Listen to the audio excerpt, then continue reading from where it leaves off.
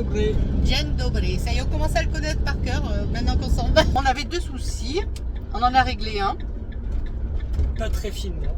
J'en suis désolé, mais. Il a été à la bourrin, mais il n'y avait pas trop de solution. En fait, on avait le bouchon du réservoir d'eau qui ne s'ouvrait plus. En fait. Hier soir, il a réussi, enfin ce matin, pardon, il a réussi à l'enlever avec des pinces. Je n'ai pas filmé, je suis désolée. Hein, il l'a fait en catimini sans me le dire. Sinon, j'aurais filmé. et du coup, bon, ça c'est fait. On va rouler pendant 3 heures et ce soir, on va passer la soirée à essayer de réparer ça. On a vu sur internet donc comment ça se réparer. En fait, c'est le ressort qui, au fil du temps, se dessert. Et il suffit de resserrer le ressort. Donc, on va essayer. Donc là, on a pris la vignette pour aller en Tchécoslovaquie pour passer l'autoroute tchèque.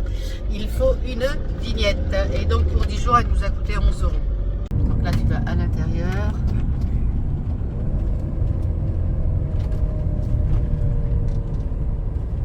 À l'intérieur.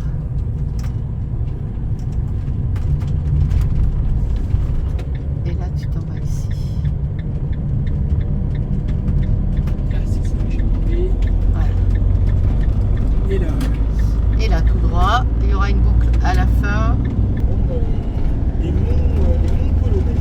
Oui, c'est la montagne polonaise. Oui. C'est ce qu'on aurait dû voir au départ C'est vrai que c'est un peu plus sympa quand même. Ah, c'est ce qu'on préfère.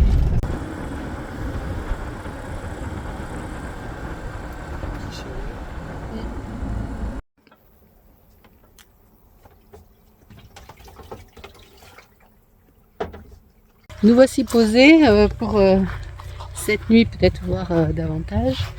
Donc je vais vous montrer un peu le spot, c'est sympa. Donc là, ça va être la Seine. Je pense que devrait y avoir pas mal de bruit cette nuit. Nous sommes là. Donc on est en Tchéquie avec une vue sur les montagnes environnantes. Les petits caches sont enlevés, les vis sont enlevées et maintenant on essaye de retirer la bête. Ça vient tout seul, il a dit ok, bah ouais, ça vient tout seul. Hein. On peut pas dire, on va en profiter pour nettoyer. Le cruc, c'est lui.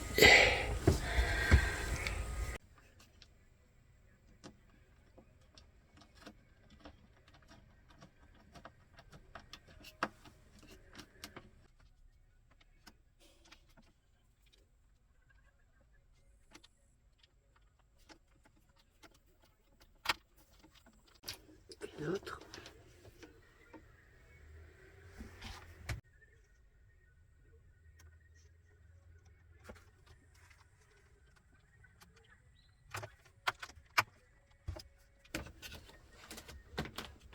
Putain, je l'ai trop serré ou quoi? C'est quoi ce bordel? Ah oui, ben là, je l'ai serré. Voilà, et puis tiens. Je crois qu'il est encore, je le trouve encore souple. Hein. Ah ouais, non.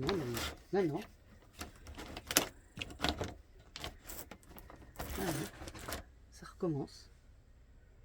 Alors si vous avez ce problème, il est possible de le réparer comme nous l'avons fait. Mais dans notre cas, le problème était ailleurs. Alors c'était une pièce du mécanisme qui était cassée. On l'a emmené chez un réparateur nouvellement installé à côté de chez nous, qui a certainement dû regarder le même tuto que nous, et nous a pris 50 € pour rien, et au final, c'est notre concessionnaire qui a trouvé la panne. Donc on a changé carrément tout le rouleau du store partie occultante, hein, et puis depuis, ça fonctionne très bien. Et bonjour Périgua. Et bonjour. Allez, c'est reparti pour Bratislava. Alors on va prendre le temps, hein, Oui. Tranquille. Hein, donc on a passé une assez bonne nuit malgré le bruit. Ça s'est arrêté tout de Le suite. bruit de la fête, mais bon, franchement. Moi, ça s'est arrêté 2 minutes. Ouais, c'est bon, 2 minutes, un petit peu plus quand même. Mais bon, ça nous a pas empêché de dormir, de se reposer. Voilà, donc là, du coup, on continue notre route. Dire où on va, on ne sait pas. Pour l'instant, On a décidé que ce week-end, on ferait la route tranquillement jusqu'à Bratislava. Et parce qu'après, on redescend. Donc, du coup, voilà quoi.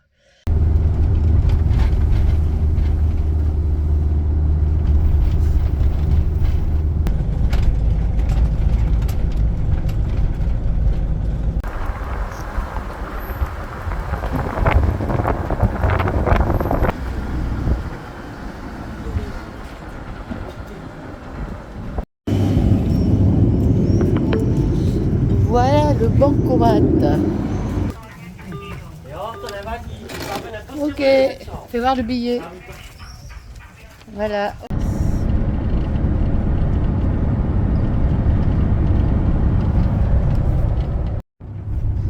Donc voici, ici c'est des champs de pavots que l'on a. Alors à savoir qu'en République tchèque, c'est les premiers importateurs de pavots en Europe, je crois, c'est ça? Ou dans le monde, oui, tout à fait, parce que c'est légal. La culture du pavot en République tchèque, c'est légal. On dirait des gros coquelicots en fait. Voilà, tout ça c'est du pavot.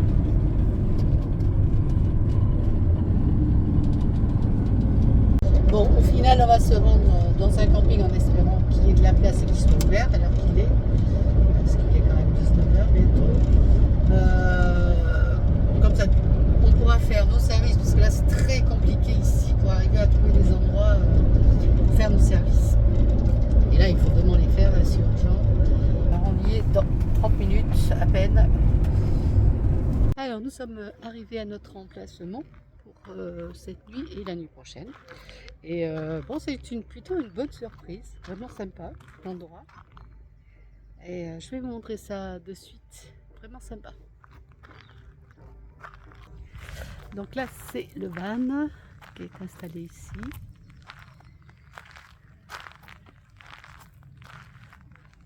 Le soleil est en train de se coucher tranquillement. Et nous avons un lac juste à côté. Il y a du poisson qui saute.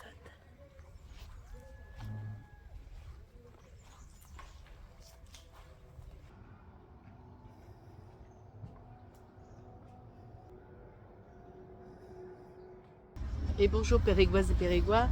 Allez, c'est parti pour Bratislava. Là, on s'est réveillé un peu plus tôt que d'habitude, histoire de ne pas trop avoir chaud pour la visite. Donc ça, c'est le coin où on était cette nuit.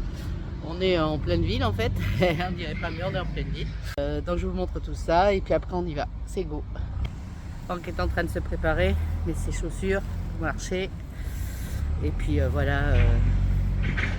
Un spot en pleine nature quand même, malgré tout, dans la ville. Donc on est à peu près à 20 minutes, 21 minutes de notre point de chute. Alors point de chute, quand on vient dans des grandes villes comme les capitales, etc., on cherche soit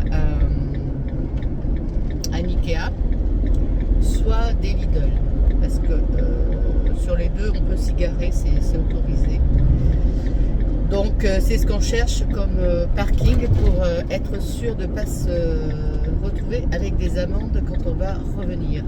Les Lidl ont deux avantages, de grands parkings et près des transports. Voilà, c'est ça, tout à fait. Et nous, c'est ce qu'il nous faut, parce qu'avec un 6,36 m, alors c'est vrai que c'est pas 7,50 m, c'est sûr. Mais 6,36 m, il faut quand même les placer. Malgré tout, c'est pas des petits combis qui se garent n'importe où là. Non, quand même. C'est la problématique. Il faut bien savoir que dans les villes, surtout les capitales, vous avez maintenant les ZE, les zones écologiques, je vais dire. Si vous ne faites pas la demande, je sais qu'en Belgique par exemple, si vous ne faites pas la demande en amont de circulation dans ces villes-là, vous pouvez vous attraper une belle amende.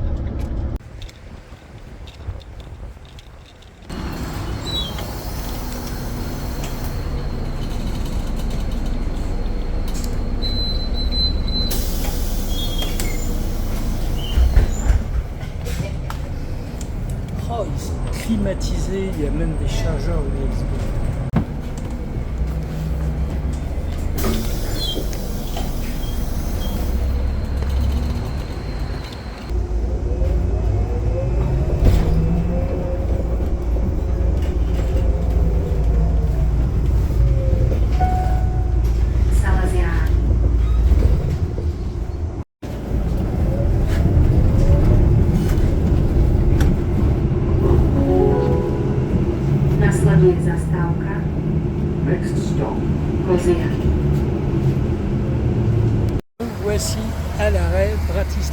caisson.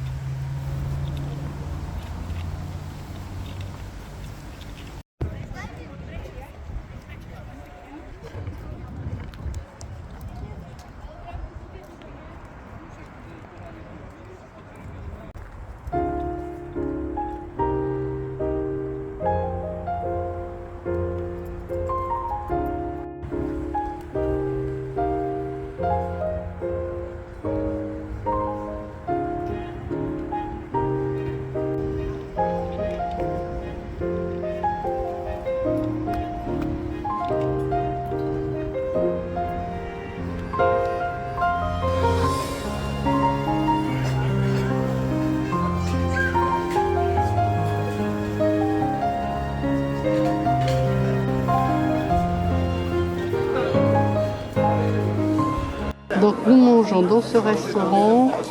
Le nom c'est Koliba Kamzik. Et d'après ChatGPT, ici c'est de la cuisine traditionnelle. Alors c'est la spécialité slovaque, qui sont des sortes de gnocchis. Franck en haut là-bas, c'est végétarien aux herbes, à l'huile, et moi c'est bacon et au fromage, tout ça. Donc on va vous dire ça si c'est bon ou pas. De la viande et moi c'est du fromage, c'est pour ça que c'est végétarien. Voilà. Bon, c'était très bon. Celui au bacon, je l'ai trouvé meilleur que le végétarien. Je trouve qu'il avait plus de goût de fromage de brebis que l'autre. Ouais, mais je sais pas, l'autre était moins goûtu, je trouve.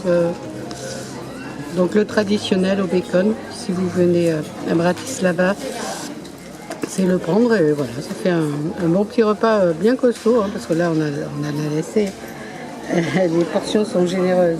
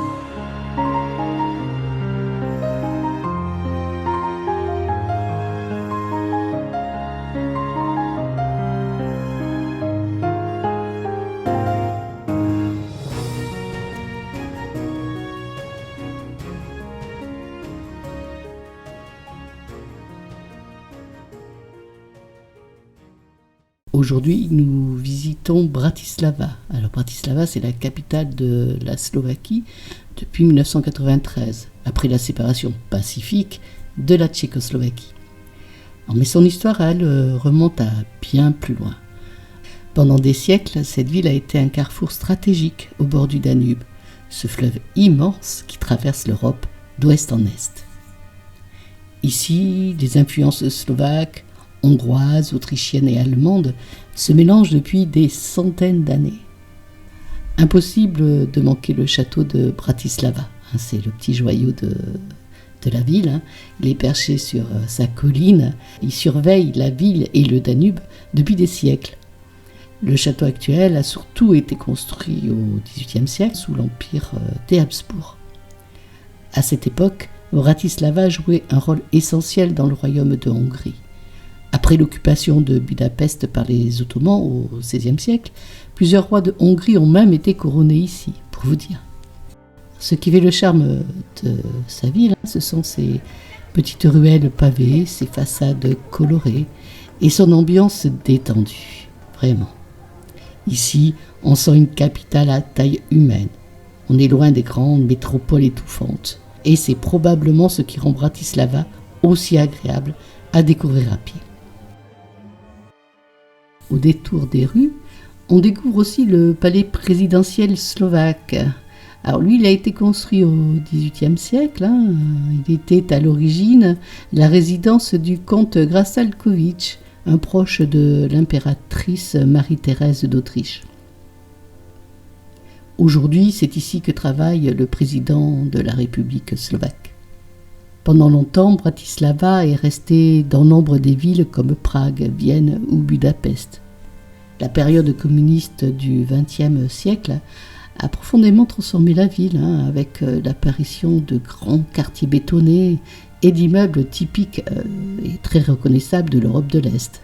Mais depuis l'indépendance de la Slovaquie, Bratislava se modernise rapidement tout en essayant de préserver son patrimoine historique.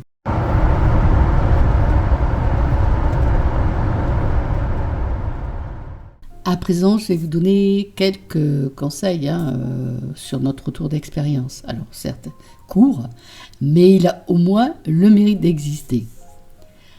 Alors on va commencer par les routes polonaises. Attention aux distances. La Pologne est un pays beaucoup plus grand qu'on ne l'imagine et les trajets peuvent vite devenir longs en véhicule de loisirs. Alors tu ne roules pas forcément très vite et certaines étapes sont vraiment importantes. Par exemple, Gdańsk-Cracovie, c'est environ 600 km, quasiment un Bordeaux-Lyon. Donc les journées peuvent vraiment devenir fatigantes, si tu ajoutes à cela des routes secondaires parfois en mauvais état, ainsi que de nombreuses portions d'autoroutes en travaux, les trajets peuvent devenir assez éprouvants à la longue. Il n'existe pas de vignette sur les autoroutes polonaises, c'est directement à la barrière, un peu comme en France. En revanche, pour les véhicules de plus de 3,5 tonnes, il faut obligatoirement passer par un système électronique e-Toll. L'alimentation en Pologne est nettement moins chère qu'en France, entre 25 et 40% de moins dans les supermarchés et environ 30 à 40% de moins dans les restaurants, ce qui n'est pas rien pour le budget. Concernant le carburant, il est aussi un peu moins cher qu'en France, surtout si tu prends le temps de sortir des autoroutes. Pour le budget moyen d'une journée pour 2 personnes, et là je prends évidemment notre exemple, nous voyageons très souvent en autonomie et dormons majoritairement hors camping. Dans ces conditions, nous tournions autour de 50 à 80 € par jour pour 2. Mais pour un couple qui souhaite davantage de confort, plus de restaurants, de visites ou dormir plus régulièrement en camping, il faut prévoir autour de 100 € par jour, voire un peu plus selon le rythme du voyage. Le temps en Pologne. Alors là, je ne sais pas si nous n'avons pas eu de chance, mais sur nos 15 jours, nous avons pu tester l'étanchéité d'Elliott dans toutes les conditions possibles. Alors oui, on s'est bien fait arroser avec des pluies intenses, des orages, du vent et même plusieurs alertes météo. Alors ce n'est pas forcément rare au mois de juillet, il faut le savoir. Disons que le problème en Pologne, c'est que l'été n'est jamais vraiment garanti, comme dans le sud de l'Europe. Une année, tu peux avoir 34 degrés et du grand soleil, et l'année suivante, un mois de juillet presque automnal. Bref, c'est un peu la loterie. Donc si tu as le choix, privilégie plutôt juin ou la fin du mois d'août, par exemple, qui sont souvent réputés pour offrir de belles journées tout en étant un peu plus tranquille. Si tu souhaites connaître notre itinéraire plus en détail, je me ferai vraiment un plaisir de te le partager, mais simplement un petit message en commentaire. Sache cependant que la Pologne est extrêmement riche en patrimoine et qu'il y en a vraiment pour tous les goûts.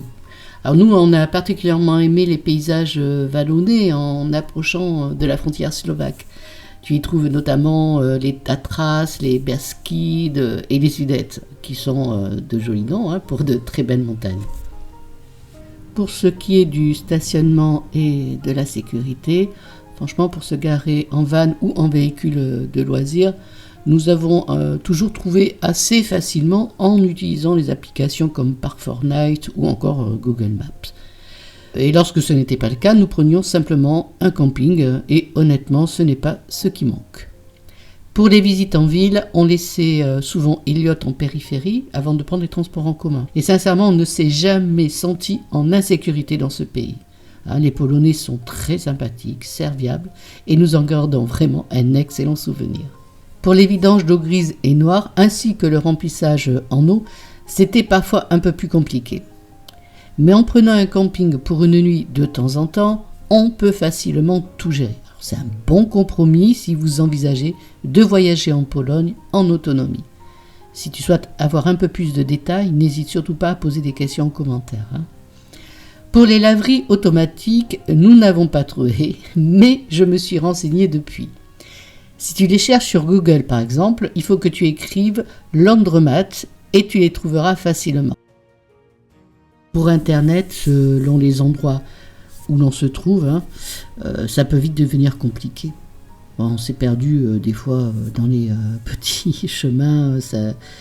Franchement, sur les petites routes, ça a été compliqué. Heureusement, Maps lui garde en mémoire un petit peu les cartes quand on a de la connexion. Donc, il télécharge la carte. On peut arriver à dézoomer dessus et retrouver la route. Mais là, franchement, ça arrive très souvent qu'on n'ait pas de connexion en Pologne. Donc, je vous conseille, franchement, d'avoir un GPS qui permet le téléchargement des cartes hors ligne. Donc, après ça, on a décidé de tester Sigic. Mais là aussi, c'est pareil, il faut anticiper et télécharger les cartes avant de partir pour te permettre justement de les utiliser en ligne. C'est le but finalement. On est en train de tester la formule premium. On vous donnera un retour là-dessus. Pour l'instant, à chaque fois, on oublie de télécharger les cartes, du coup, on s'en sert pas. Mais bon, on vous fera un retour là-dessus parce que c'est vrai que c'est hyper important. Vraiment, il y a des endroits où le réseau est inexistant. Et lorsque nous étions sans connexion, nous avons parfois utilisé des eSIM pour éviter d'être totalement coupé du monde. Honnêtement, quand il pleut des corps dehors, on est quand même bien content de regarder des vidéos, les vidéos des copains Vinelifers, comme Hakuna Matata et Alternative Pink que nous adorons. Bientôt, nous serons, nous aussi, d'ailleurs, en van life à temps complet. Et nous avons vraiment hâte, vraiment. Beaucoup de projets arrivent, donc restez focus sur la chaîne, on va vous envoyer ça. Donc maintenant, qu'est-ce qu'on va faire ? Alors, une chose est sûre, ce ne sera probablement pas le long des côtes, souvent surchargé à cette période. Nous pensons plutôt partir vers la moyenne et la haute montagne. Alors pourquoi pas la Slovaquie justement, Nous avons visité Bratislava cette année, mais finalement assez peu du reste du pays. D'ailleurs, si vous connaissez la Slovaquie, n'hésitez pas à nous dire ce que vous en pensez en commentaire. Et si le prix du gasoil redescend un peu, parce que ça c'est quand même un sacré budget, la Roumanie pourrait aussi devenir une très belle option. C'est un pays qui me fait vraiment envie depuis longtemps. Voilà, c'est terminé pour cette playlist. Donc, une nouvelle playlist va arriver incessamment sous peu. Donc, c'est le nord de l'Espagne. Là, c'est la Costa da Morte. Je ne sais pas si vous connaissez, mais c'est vraiment un endroit vraiment magnifique. Ensuite, on est redescendu sur le Portugal. On a visité Porto.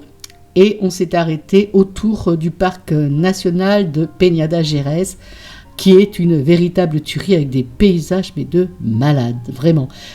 Vous allez voir des images, ça va être un truc de fou, quoi. Voilà, je vous dis à très vite les amis, et merci aux nouveaux arrivants d'avoir cliqué sur le bouton s'abonner. À bientôt.